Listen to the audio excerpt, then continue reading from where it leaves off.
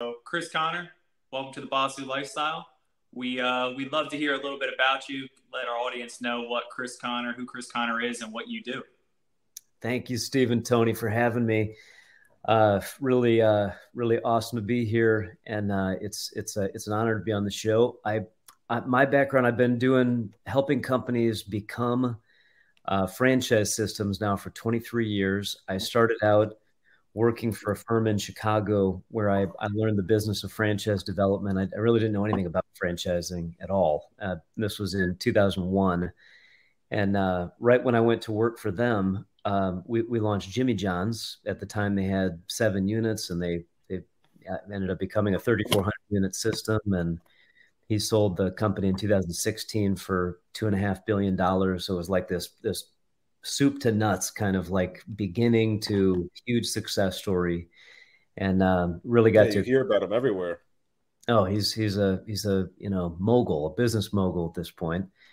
At European Wax Center, I was part of the team that launched them from the beginning. The 2 brothers that started the first waxing center, and they've got 1,000 units now. They went public.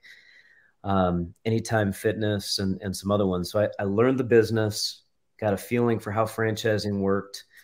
And I also found my passion.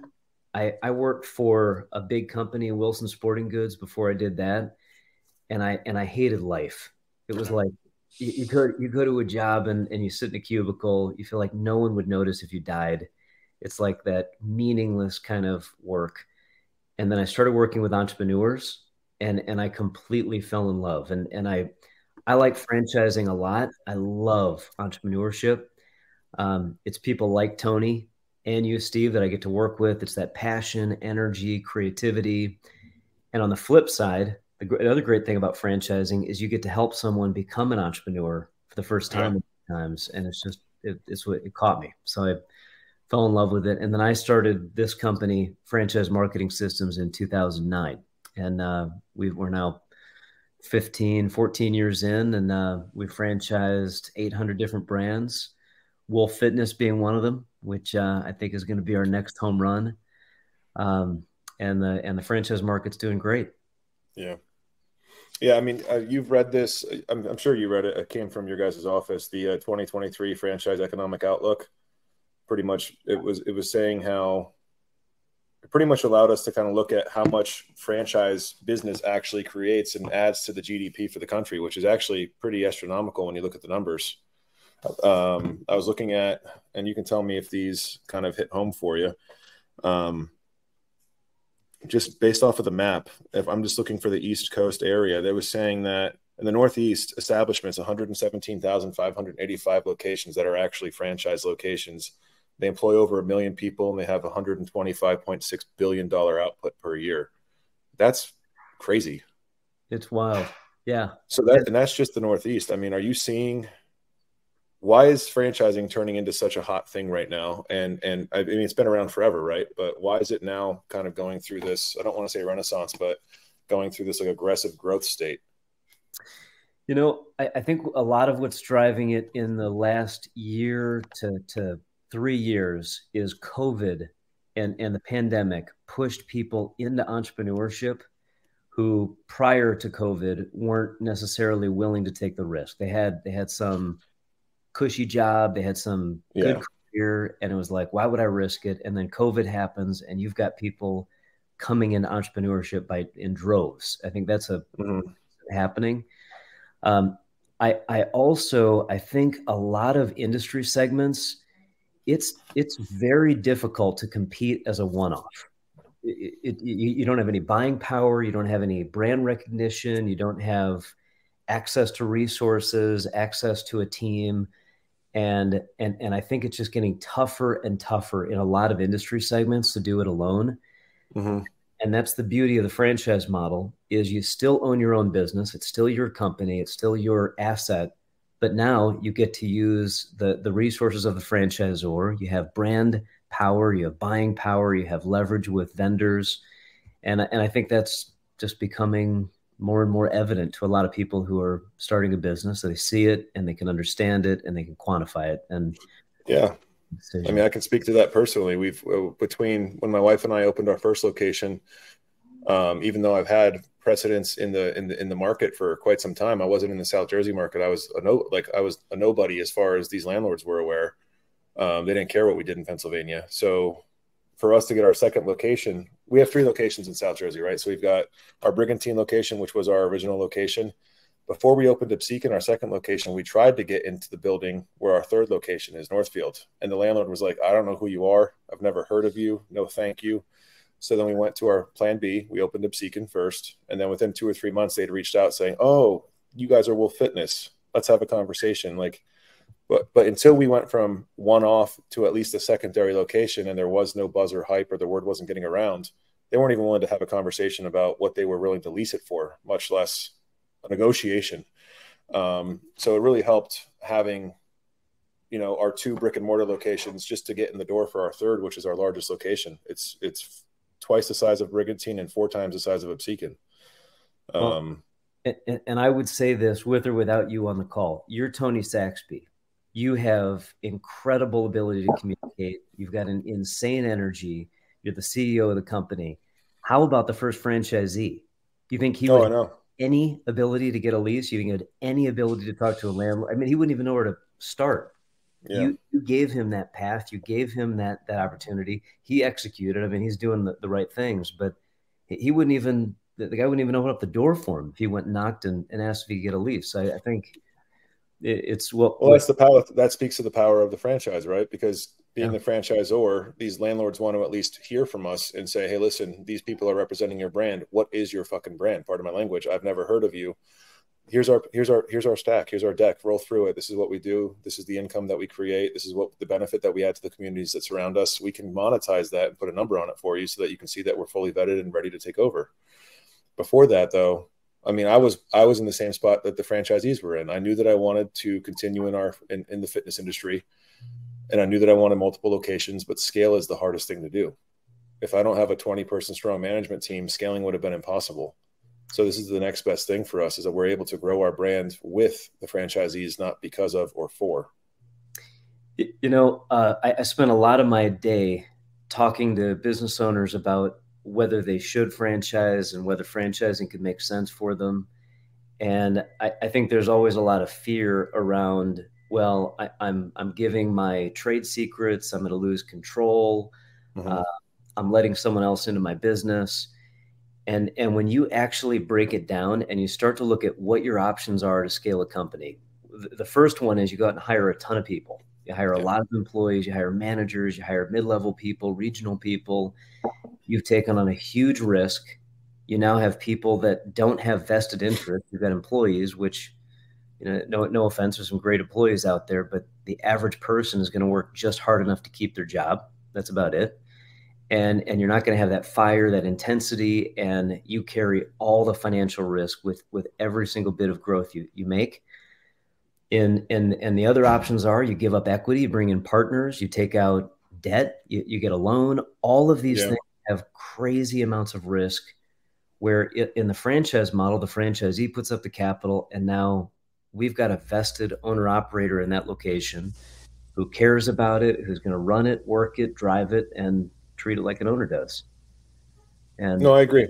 I think it truly is the best of both worlds. I mean, before I even got to talk with you, I spoke to Anthony, part of your company, a couple of times before it escalated to speaking with you. But I had spoken to about 3 or 4 other companies in the field of franchising who, help make the packet and help kind of walk you through the formation and how things should be.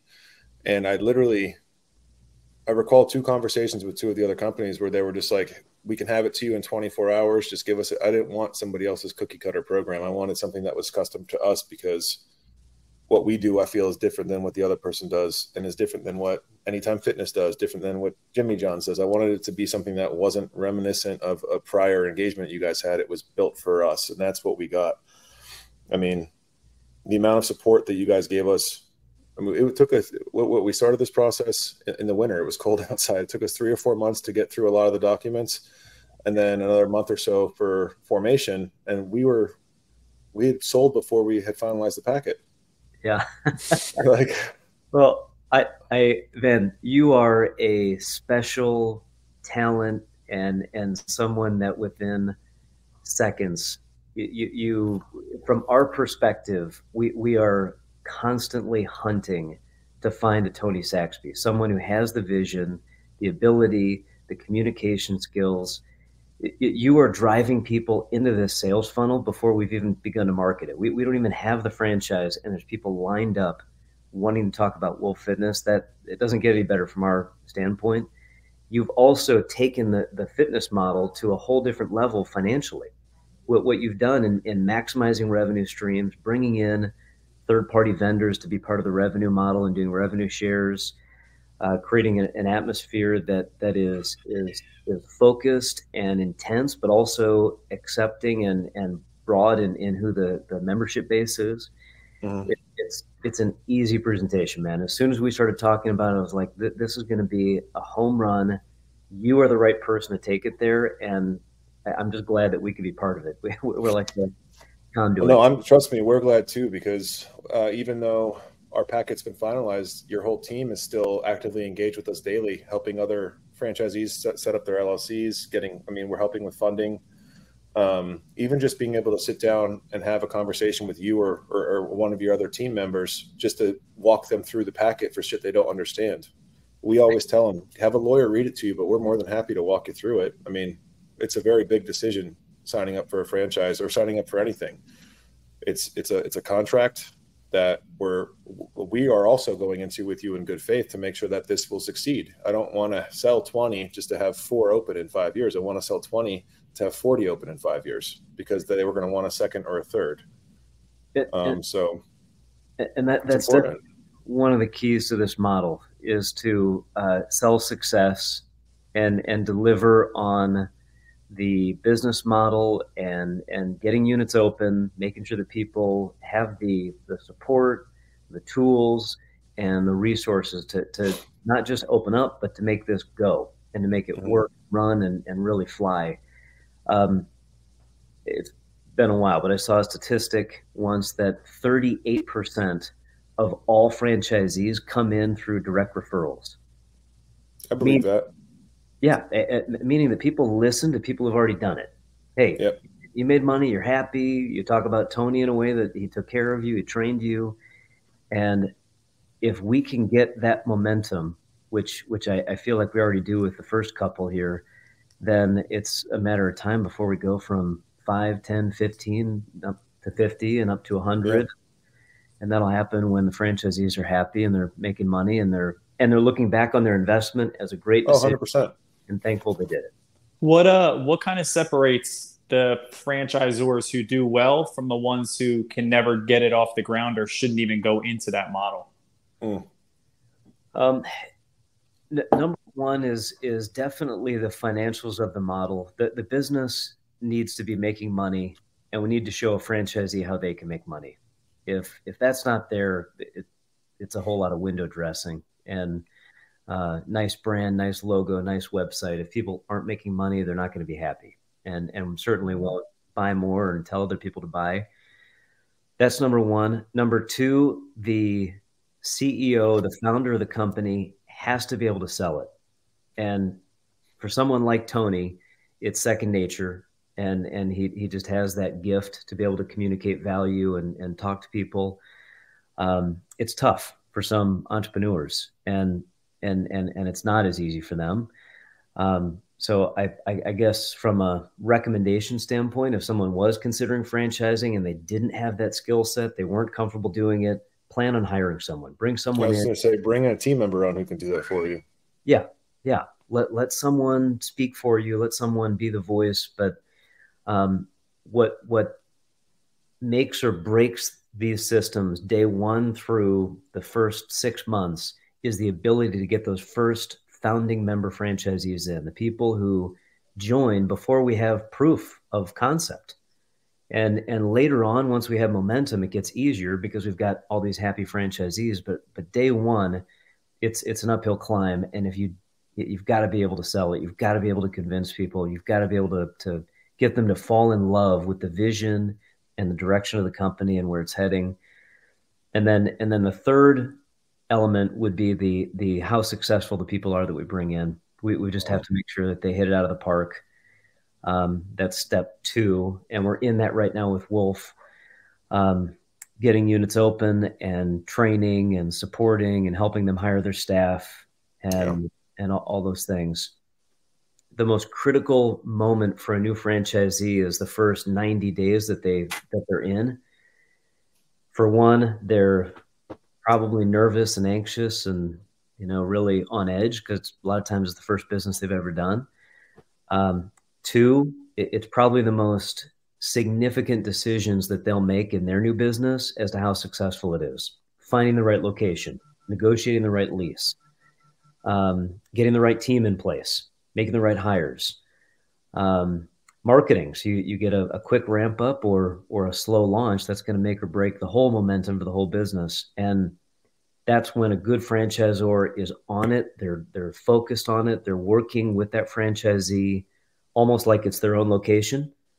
And the bad ones kind of, they sell the franchise and then forget about it. And don't even know where it's located. Yeah.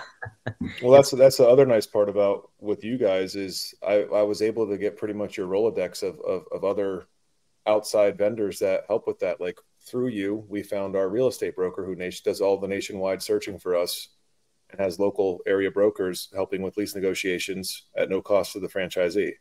So now we've taken off. Now, as a brand new franchisee who's never done real estate or negotiated a lease, you don't have to now because we're going to work in your best interest. You won't sign a lease that I personally wouldn't sign because we have the team to help with that negotiation.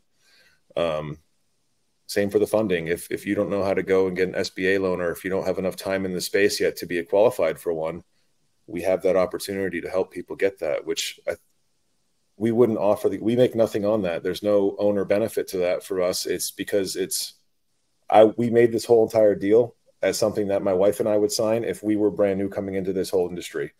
We didn't want to be the people it was $250,000 to get in the front door. Plus you have to buy your equipment. I wanted to make it more affordable so that everybody can do this as long as they're the right person for the job. In all the work that we've done together and putting Wolf together, you've been completely focused on having it be mutually beneficial, fair, equitable, and making sure that it's a good deal for the franchisee. And that's absolutely what it comes down to. Whether a franchisor uses someone like FMS, or they do it on their own, or they do it with a variety of different resources, it is very important to have all the boxes checked. You need to be able to help them with real estate. You need to be able to help them with funding.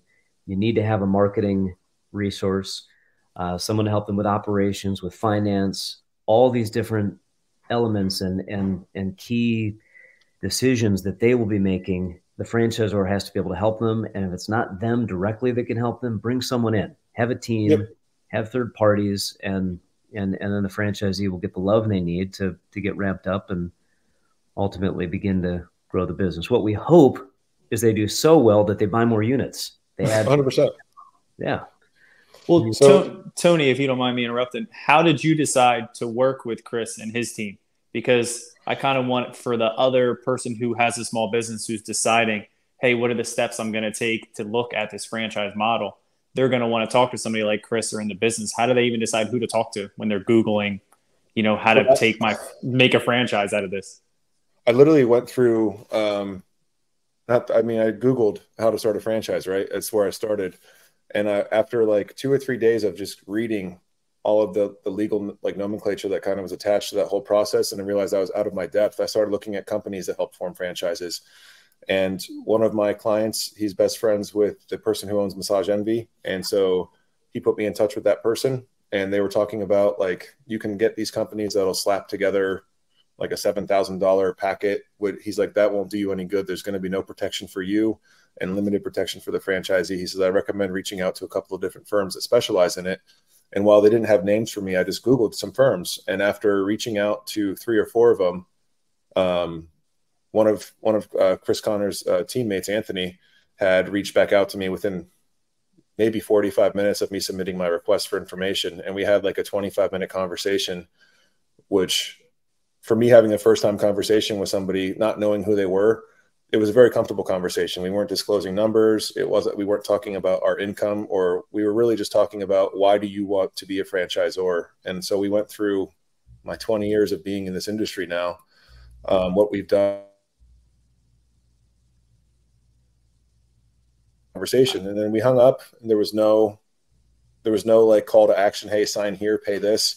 It was like, you know what? I want you to talk to Chris. And so then Chris had like a 2-day window. Like 2 days later, I was able to get on the phone with him because he was traveling for an expo. And in that meantime, I spoke to 2 or 3 other companies, and the conversation wasn't organic and it wasn't a pleasant one. It was more of like, I was being grilled. I'm like, I'm coming to you to give you money to help me with something. Why the fuck are you grilling me? Trying to qualify you. Yeah, don't qualify me. I came here qualified, damn it. But it was, I get it. But it was just like, I went with my gut, and I was like, okay, this person seemed like he gave a shit. And there were 2 or 3 things that I said, I forget what it was, to be honest, in that original conversation with Anthony. He was like, so he's like, my personal opinion was that won't work in a franchise setting for you, but we can do this to make it still accommodate your franchisees. So he's giving me information before I'd even signed on the dotted line that I could have just taken and, you know, fucked off with. So I really appreciated that. And so when it came after I had my conversation with Chris, it was just like, all right, so this is the team that I want to work with. I didn't really care.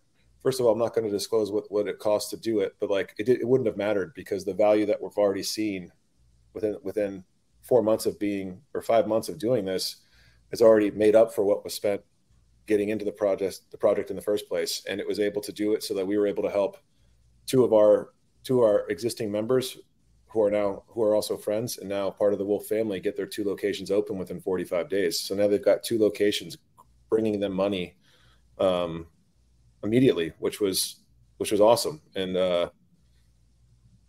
I just think the process was a human process. And for me, I felt like that's more my speed. I'm not, like you said, I like to talk. I like people. And I had good connection with the 2 of them. And then Chris flew out to meet me at the gym personally. And so we had a good day together out there. And it was just even more, it was just like meeting with a college friend. It was like a regular thing. It was just comfortable. And since then, they've been just a wealth of knowledge. And like I said, they opened the Rolodex to me. So I needed to put funding in my team. They gave me the people who can help me with funding. I needed real estate in my team. He introduced me to a couple of companies. We settled on one. And now we have the real estate arm for the company.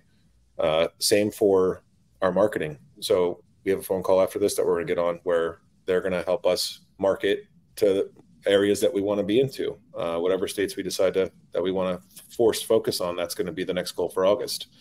So it was like pretty much an all-in-one shop, and it was comfortable, and it was fair.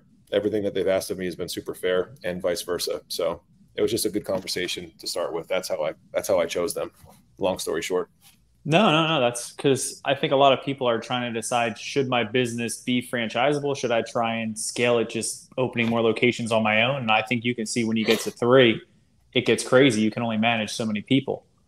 Yeah, I mean, our goal is to continue to open corporate locations. We are going to open another one this fall, but that only corporate location it benefits us in the long term as we scale it and grow it, but it's going to divide my focus between now 4 locations instead of 3. So I'm going to need to replicate or clone my regional manager, which is going to, it's the team below you is the team ahead of you, right? So like, I'm going to have to scale our at-home team drastically to make sure that this 4th gym is operated to the standard of the other 3, because I can't be at that one every single day. I'm already going to all 3 other locations plus helping franchisees. My job is going to shift into more of a global support lead for all of the people throughout the states that are opening. It's not going to be Tony's here to fix a toilet today.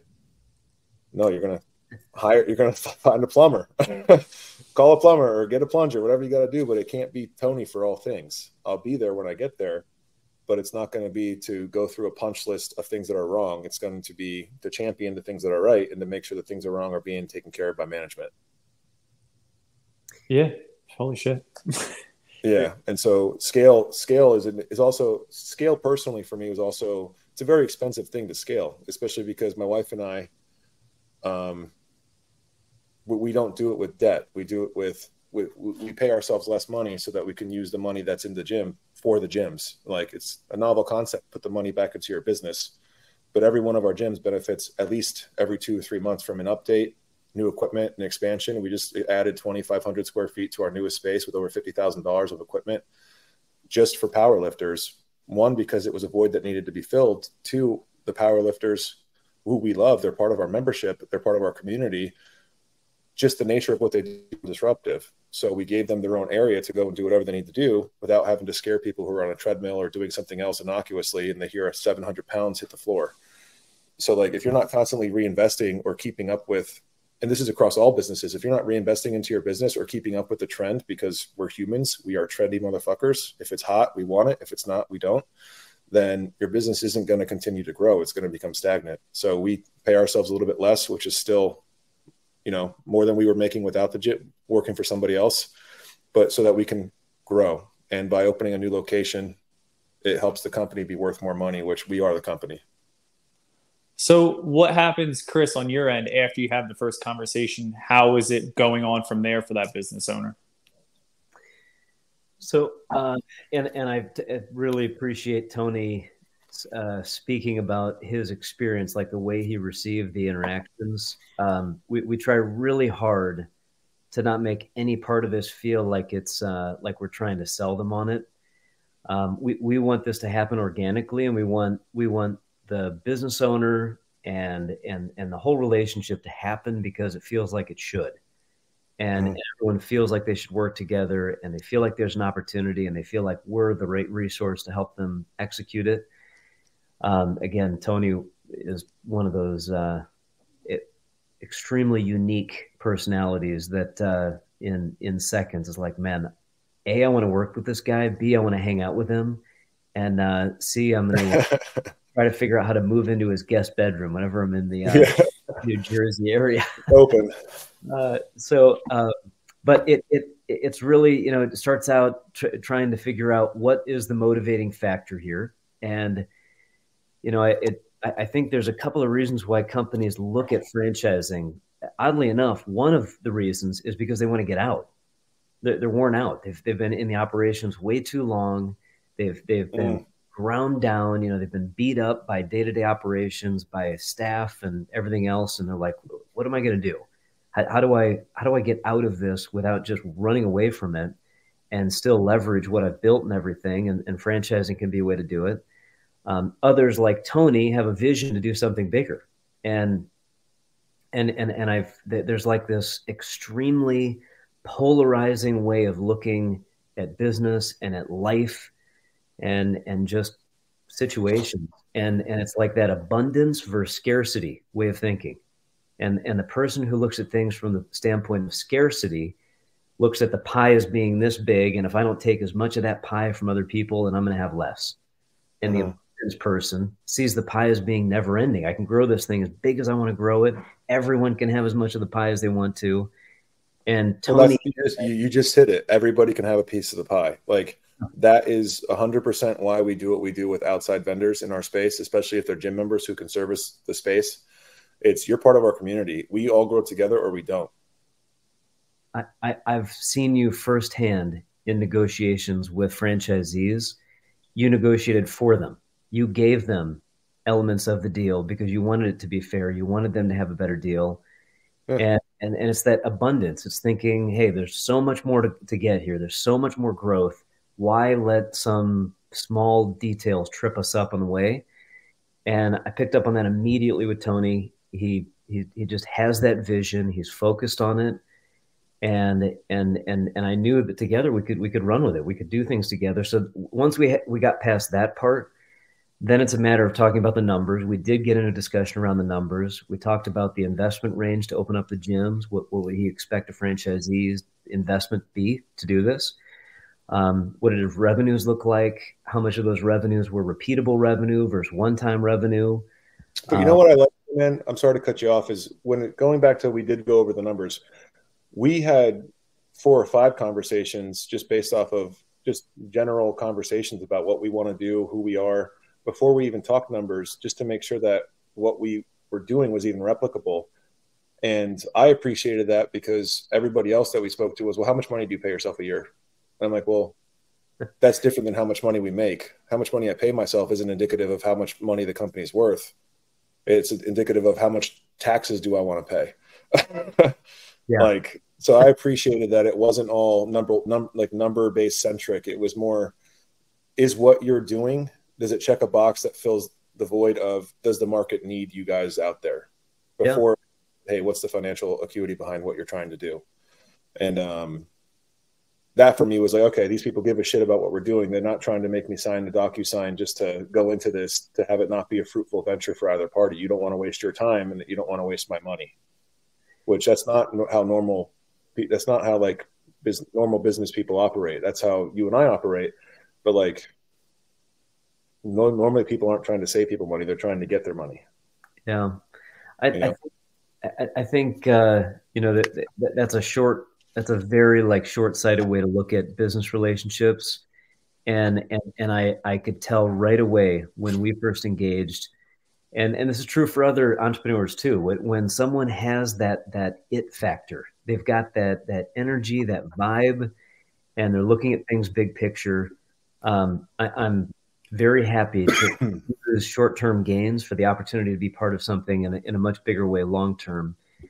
And with Tony, it was blatantly obvious. And I've had a couple of other scenarios like that too in the past where we've worked with companies, and probably the best example of it that I can think of now that this is a while ago. I worked with two different restoration companies. They both did the exact same thing. They cleaned out your basement if it flooded, and the insurance company paid for it. One of them did $12 million a year, and they'd been in business for 30 years. They knew so much about restoration. They were like the epitome of an expert in the industry. It was multi-generational business. We franchised the company. They sold one unit and they quit franchising. And their comment was, look, we can make more money than we just made with that one franchisee by buying another truck, adding 5 more crew members. It will grow this from 10 to 12 million and 12 to 14 and so on. And it's like, I get it. On the other hand, we franchised a company that the guy had been in business for 6 months. That's all he had, 6 months of track record. He decided to franchise the company immediately because he knew he didn't want to be in day-to-day operations. He had a vision of capturing market share. He wanted to scale the business. That was his number one priority. He grew it to 420 locations, and he sold it for $220 million. He was maybe 1/10 of the knowledge in restoration as the other group, but his focus was on the big picture. He had a long-term vision. It was that abundance thinking instead of the scarcity. And you can feel it. You're around someone like you, Tony. It's contagious. You can't help but see possibilities that you didn't before. You can't help but get that next level energy. It's like someone pushing you when you're in an intense workout and you're in that failure rep. Mm-hmm. Person says the right stuff and just pushes you and yells the right way. It's like, oh, just gets you through that rep. I think it's also important that people reinstill their why. Like Steve and I talk about this on the podcast all the time. We all have our own whys of what we do. And my why is obviously my family, Steve included, because he's my brother-in-law. So when we put all of our focus and we stop focusing on how does this benefit me, and turn it into how does this benefit my family and the people that we surround ourselves with first, I think it just reinstills, okay, while day-to-day operations aren't sexy, they're just as needed as a macro looking at it from like outside and saying, I want to open this state, this state, this state, this state. It's the small things that really matter to the members as well as the big things. So being entwined in the day-to-day operations, like the guy that you said sold for a lot of money, he didn't want to do that. For me, it's almost like I have to, I don't micromanage, but I do want oversight on everything that we're doing corporately in our three South Jersey locations, just because we hold ourselves to the standard of, we don't do out of order equipment. If we've got a guy we can call tomorrow to fix it, he'll be here today, whatever it is. I don't do dirty. The gym is clean. All the gyms are cleaned 2 or 3 times a day by staff and sanitized by a cleaning company. Like, it's just, we spend a lot of money to do these things, but it's what matters to the members, because every day somebody joins our gym. We're going to so-and-so's gym and, their stuff's broken, or we're going to so-and-so's gym and it's filthy. Well, we can almost guarantee that you're not going to have that experience at any of our locations. And if you ever do, again, my name's Tony, please call me or contact me and I'll make sure it never happens a second time. They have to reinstill their why. And, like I said, my family is my main why, and the gyms help me support that why. So that's why it's the most important thing on our plates. How do you give up that control when you have a franchise where you just have to, I guess, instill your values more or less and hope that they not fall in line with it, but are in alignment with it. You know what I'm So saying? The short answer, and I'll let Chris expand on it if he wants to, was FMS had directed me towards what we call our brand standard section of our FTD. So we disclosed, on top of also creating an employee handbook that kind of outlines the rules and regulations that we hold ourselves to throughout the company, but it also created this chapter of brand standards, which these franchisees are signing on to, agreeing to hold these in place for us because this is how we want to operate a successful business. They're only in there because they help with our success. It's not like arbitrary stuff like you must have on a blue shirt every single day. It's how do we maintain, keep clean, market. The aesthetics of the space is we all want to keep that uniform so that you're getting the same experience at each location, which we hope is a superior experience to where you're coming from. Chris, would you say that it's more or less the person is too into working on the business, like than in the business, or probably reverse that? We'll say that the guy who failed, I mean, he knew the business, he knew everything about it. It was like he had to work in it. He couldn't work on it, and they couldn't work with you to let that happen. Well, did he fail? He still made $12 million. I mean, it's not failing. It's just not his. It's just not the franchise model. It's just not the franchise model. Yeah. Yeah, that saying was Michael Gerber's, the email, okay. and it's 100% true that you can't scale a business, you can't truly grow it if you're stuck too far in it, and that was always what he reiterates over and over again. You've got to pull yourself above the day-to-day operations to be able to work on it, and that's a Tony. That's this restoration guy that we were talking about. To your question about how do we figure out who gets in? And it is a big deal. And I think the mistakes that are made in franchising is people forget that, yes, it's a sale, but once you sell someone on this, you're married to them. Like they're your partner for a long time. and yes, there is an element of you're selling them. You've got to convince them to join. You've got to get them excited, but you should not sell units to people who don't embody all of the characteristics and the energy and the personality and the core values that make your company successful and what make the brand unique and different. Because if you get the wrong people in, it's only a matter of time before you become like everyone else. And that was one of the first parts of our discussions, Tony, that when we were talking, it's like, man, you are in a competitive space. Like there's a lot of options, not only just gyms, but franchise gyms. I mean, there's 5 or 6 chains that have 2,000 or 3,000 locations that are really established. And in a matter of 30, 40 minutes, it became so clear that the vision you created, the plan you created, the business model you created, there is a differentiating factor. We can sell this against those competitors. And this model not only makes money, but it's a brand that people want to be associated with. And that was when it's like, all right, we need to figure out how to do this. Let's get into the details, figure out how the numbers would work on it. And it all made sense after we got past the most important part of, does this thing have a path? Which was the most important part is you guys, I was kind of leaning on you guys and your expertise in the space to tell me, is this a worthwhile endeavor, or do I just keep doing what I'm doing and slowly grind out corporate locations? Because I wanted to do this since I was 18 years old when I started personal training. You know, I opened my first location when I was 22, but between 18 and 22, I was renting out football fields and training outside. I've always been in this industry. Even when I worked adjacent, when I was in law enforcement, I always made sure that I either was still training people or I had a location of my own that I was training out of. It's just been a part of my life since I can remember, you know. It's in DNA. Yeah. Yeah.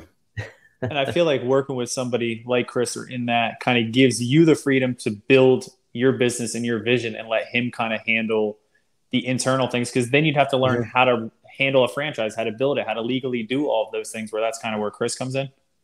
Yeah. Their whole team helped me I mean, obviously we have multiple LLCs, my wife and I, but like for this one, the expediency for which they could set up the LLC for me was like 5 times faster. It was like the same day processing so that we could get the bank account, get it funded, get routing addresses so that we can get paid by the franchisees, like stuff like that, where you think, oh, I can have my lawyer do an LLC. Yeah, your lawyer can do it. You can overpay for it. You can do whatever the fuck you want. But I like having it all in one spot because it's easier for me to recall that information. In my email, I can just type in Chris, and I'll have probably 490 emails between him and his team over the past 30 days, that I can scroll through, and then I can click to the next page, and there's another 400 emails that I can scroll through. But it was constantly communicating, and it wasn't like I gave them money and they gave me a turnkey thing. I had a fuck ton of homework. So I got to learn a lot of the what's and the whys throughout the whole process because I was doing I was filling out all the information to give to them so they could disseminate it to see what works and what doesn't. It wasn't like, hey, give us this amount of money and we're going to make you a franchise and then you can go off into the sunset. It's no, hey, listen, we're going to make you a franchise together. You're going to have to work on it too for the final product to be done and right. And then now we're talking about teaming up for marketing, and we have expos that are coming up that we're going to be at. It's just I appreciated that I don't have to go to 7 places to get the final product because the final product was provided for me from the one place. And now we've got a relationship from it, which is even better. It definitely, that was the vision. When I first got into this business, the industry felt very transactional. It was like you paid someone a fee, they delivered paperwork, they gave you a pile of whatever they were delivering, and then that was kind of the end of it. And I hated that idea. I hated that the opportunity for a long-term relationship was just like passed over. I love being there. And the reality is, thank you, Tony, for all the so nice things that you're saying. But the reality is, hey, likewise. you are the star of the show. You are the magic, and all of the real firepower and horsepower of what makes this go. Our job is just to help put the pavers down and lay the right foundation so that you can run and you can drive it. And it's so much fun to be part of it. It's so much fun to hear the energy and be part of the decision-making, part of the creative discussions, and then actually see it come to fruition. Yeah. Get the first franchisee signed on, a couple of units, have 6 more right now in the wings waiting and working through. To me, it just doesn't get any better. It's like that, the closest you can get to Christmas morning feeling again. Oh yeah, man. Like, we're elated over here just that people entrust us enough to care about what we're doing. And again, we wouldn't be this far along in the process without you guys if we'd be in this process at all, just based off of where we've gotten to in such a short amount of time. Oh, thank you. What's Chris, what's the why behind your business? Why you started? I would go back to entrepreneurship. I absolutely feed off of entrepreneur energy. I like having an impact. This sort of conversation we're having here right now with the CEO and founder of a brand, you didn't get to do that when you were a customer service rep at Wilson Sporting Goods. No one really cared.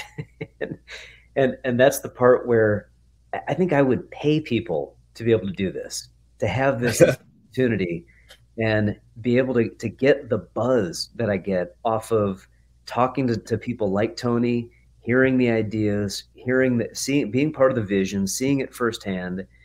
And I don't think it's that much different than if you got to spend time with Steve Jobs or one of these super famous entrepreneurs. It's the exact same feeling that you get when you're around those people that are true entrepreneurs. And there's not that many people out of the entire global population that are true, genuine entrepreneurs. They don't see risk the same way that people like me do.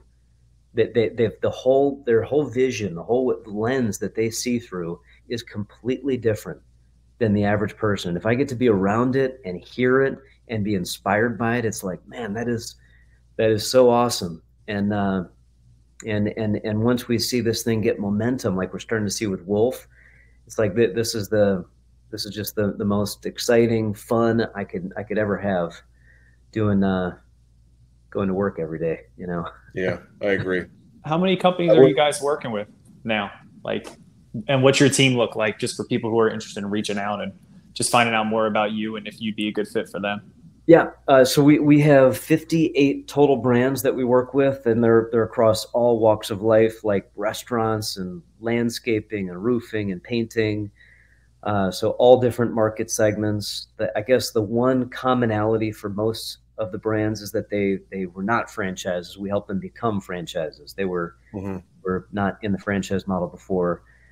We have 36 people on our team, and half of that team is split into sales. The other half is split into the launch, doing the manual work, the planning, helping with the FDDs, the registrations, trademarks, all the paperwork and the filing stuff, which maybe isn't the most fun part of all this journey, but it's definitely one of the most important parts to keep the franchisor and the franchisee safe. That's what the whole FDD is. That's that supporting document for the business. I think ours is like 130 pages. Oh yeah. Yeah. It's critical. It's it's like the central nervous system of a franchise relationship, but writing the manuals, the how-to procedures, and putting together the training programs are equally as important. And then the other half of the team is doing what salespeople do. We do a lot of trade shows. We'll do 42 trade shows this year. I think we've roped Tony into coming to at least a handful of them with us. And even though trade shows are maybe somewhat phasing out, I still believe in face-to-face. Nothing replaces the power of meeting someone in person, shaking hands, and conveying the energy and enthusiasm for what you're doing. So we still do a lot of trade shows. We do a lot of internet lead generation. I'd say 70% of all of our franchise buyers come through internet lead forms. We get an advertisement on a franchise site. We do pay-per-click. We do paid social media, Instagram, Facebook mainly. And people fill out a form. The form comes into our sales funnel, and then one of our consultants works that buyer through that sales process, where eventually they get to meet Tony, and Tony has a chance to talk to them. He decides whether he wants to work with them. They decide whether they want to get married to both Tony. And if they do, then we take them through the process to go through signing and paying Tony, and then ultimately coming on board and transitioning into implementation. And that will go on as long as Tony will have us, really. Oh, 100%. I mean, I think you and I have already decided this is how this is going to work for us. I love it. I mean, point of fact, we've already turned down 2 people in Florida just because after the initial meeting, even though they were financially able to take this on, it just, for me and my wife, it just didn't feel like it was going to be somebody who would hold our brand to the standards that we were kind of seeking. So we just said, while we appreciate your time, we're just not interested in moving forward for that territory. Yeah. So I think that's one of the most important parts is even if anybody and give them to us, to any franchisor or anybody going into this, it doesn't mean that like, I'm not just going to say yes, just because they have the money. It's what my wife and I have built is something it's too important for the fee of opening a location for us to ruin with somebody who's going to take it the completely wrong way. Especially if we're marketing that space or helping them market. I don't want to put marketing efforts towards somebody who we're not really aligned with. Yeah. And that's part of our packet. We have to share marketing on the national side. You've done, Tony. We've had the people who we have let in have been the right people. They've had the right personalities. You can just feel the vibes with them. The ones that you've turned down, it's been the right decision. Yeah. And that's not easy to do. I mean, when someone's trying to give you a check and you tell them no, it's real easy for my wife and I, because it's like when we talk about Wolf, we hold it in the same regard as we talk about our baby boy Bo. You know, good. So it's good. Yeah, you can feel it. You can feel. I can even feel it when I'm in the gym, just the way the members interact and the way people are talking to each other. You know, I can't tell you how many times I've been into a gym and the front desk person looks like they might, you know, they're just not happy. They're there, but they're not there. They're present, but not present. Yeah. No, I mean, gone. Everything about what we do is community based. You can't have a successful gym or business at all. I mean, I think community should be served in all businesses. If that's overlooked, why are you going there? Nice equipment. Other gyms have nice equipment. It's the energy, it's the vibe, it's the acceptance, it's the community that we kind of put into space. And that's what I think people come back for. Obviously we're clean and we have new stuff and we always keep updating, but I think really it's that interaction. It's more personal with us. I don't want to say Olive Garden, but when you're here, you're family. That's already trademarked them. You can't use that. Oh, I know. That's why I said Olive Garden. I didn't say Wolf. But yeah, members come up to us all the time, and like the coolest thing is even today we expanded our Northfield location. I was doing my cardio this morning, and we had 2 or 3 people walk up to me, and I pulled out the headphone thinking that there was going to be, hey, listen, something's not working, but it was like, hey, I just want to let you know, thank you so much for doing that. Space looks great. This, that, and the other. I'm like, thank you for being here. We wouldn't have been able to do that without you being here. That's the whole point. Cool. Now, to transition a little, Chris, you were talking about advertising on social media. I couldn't find you. I was trying to look you up and stalk you. Why can't I find you on social media? Am I MIA? I couldn't find you. Or there's just too many Chris Connors. That might be part of the problem. It's like the most average Joe name ever. Yeah. So, I mean, you can always find us on the main website, which is www.fmsfranchise.com, fmsfranchise.com. We are on social media, at least we were. So I'll check that too. But well, I'm saying, are you personally? Oh yeah. I am. Okay. I'm on. I wasn't doing a good stalk job then. I couldn't find you. I like to stalk people to come on, just get a good feel for them. Social media, you can get a good feel for everything now. I'm gonna connect with you, man. All right, yeah. I'm gonna add you after this. You gotta add us so we can tag you when we post. Definitely. I'm a pretty boring follow. It's like all kids pictures pretty much. But that's not a bad thing. That's how ours are turning into. It's good. That and just this stuff. I think we should do like another whole like hour just talking about, not right now obviously, another time talking about for the franchisee model, because we kind of talked the business route. I think it'd be really interesting if you gave someone the other sense if they're thinking about starting it instead of going to a trade show, which is that kind of how the trade show thing works? Because I never even really heard of that. So it's like a massive just trade show of all different franchises. It's like a speed dating room. Okay. Tell a little bit about that real quick, if you don't mind. Yeah. I love trade shows. I just think they get me fired up. It's so much fun to have all these entrepreneurs, all these brands, these small businesses for the most part in a room, trying to convince people that their vision is a vision they should get on board with. It's like this great sort of like, pool of energy. So it's the brands come there to promote their offering, to tell people about their offering. And it's an opportunity for them to showcase who they are and what they do. Usually it's the owner of the company. A lot of times the owner of the company is there. So you're going to get straight from the top, straight from the founder, the person selling from their heart. Here's who we are and here's what we do. It's all different types of businesses, from kids education to retail to fitness to landscaping and everything else. Usually these shows are somewhere between like 150 to 500 booths. So they're not too big. And for someone coming into a trade show who has not done very many trade shows, they can be intimidating, because you're like walking into a speed dating room, it feels like. Yeah, for real. But these aren't so big that I think it's not quite as intimidating. And it's a chance to meet business owners. It's a chance to ask questions. It's a chance just to get into conversations that I think a lot of people don't really have an opportunity to, and talk about money, talk about what day-to-day looks like. It's sort of like test driving a car. I mean, how many different types of cars do you really get to experience driving? Not that many. The same is true with businesses. This is like the closest you can get to talk to entrepreneurs and talk to founders and really get a sense of what does a day in the life look like if I did this in this industry, in this business. I recommend it to anybody, even if it's just to come and check it out and have the experience. If there's no intention of doing anything, I still recommend it. Come and learn. Feel it out, yeah, and you might get a feel for a business you really want to be a part of that you never thought about. Yeah.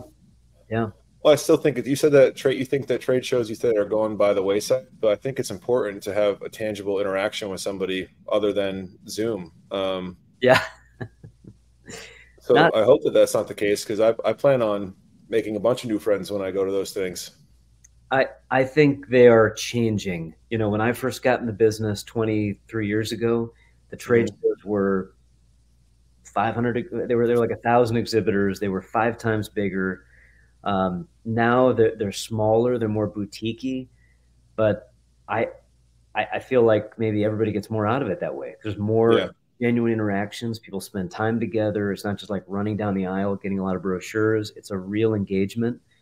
And if you're an exhibitor at the show, you kind of get to talk to almost everybody who comes in. If you're a visitor to the show, you can talk to who you want to talk to and take your time and have a real engagement. So I think they'll always be here. I just think they've kind of changed their shape and size a lot like how retail has. I mean, we used to go to big box warehouse stores. Now you go to like boutique, specialty, experience-based stores. And that's kind of what trade shows have done too.